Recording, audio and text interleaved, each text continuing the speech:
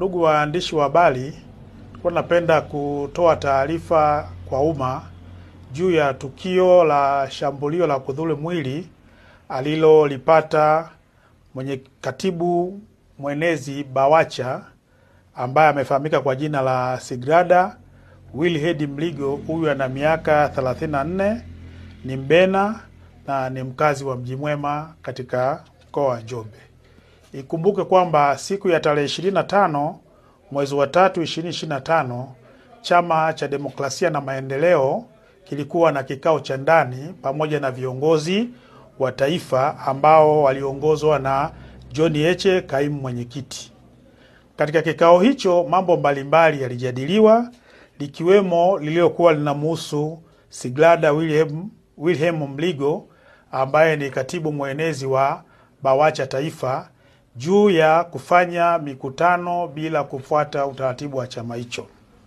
Katika hoja hiyo kuliibuka taharuki na baadaye alielekezwa huyu Sigrada Mligo aweze kutolewa nje, na aliweza kutolewa nje ili kumpunguza munkari aliyokuwa nao kwa wakati huo. Lakini baada ya kuwa ametulia, yalitoka maelekezo ndani kwamba aweze kurejea na kikao hicho ili kiweze kumalizika. Lakini cha kushangaza, moja ya walinzi katika chama hicho cha Chadema ambaye amefahamika kwa jina la Noel Olivale, ambaye ni moja ya walinzi, aliweza kumshambulia kwa ngumi Bi Sigrada Mligo na kuweza kuanguka chini.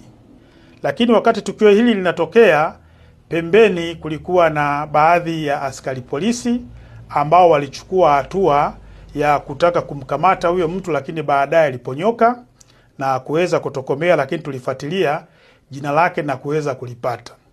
Kwa jitihada za kuweza kumpatia huduma ya kwanza kwa maana ya PF3 ikiwa pamoja na kufungua kesi zimefanyika na alienda kupatiwa matibabu.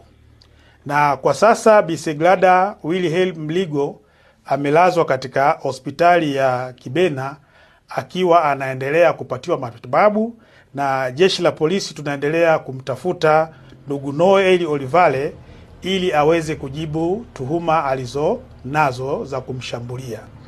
Lakini hali ya kiusalama na katika mkoa wa Njombe ni shwari, na mikutano hii ya Chadema inaendelea kufanyika na hakuna uvunjifu mwingine wa amani katika maeneo ya wazi, mbali na zile hoja ambazo zilizotokea katika ukumbi wa ndani wakati wa kikao chao cha ndani ambacho kilifanyika siku ya jana.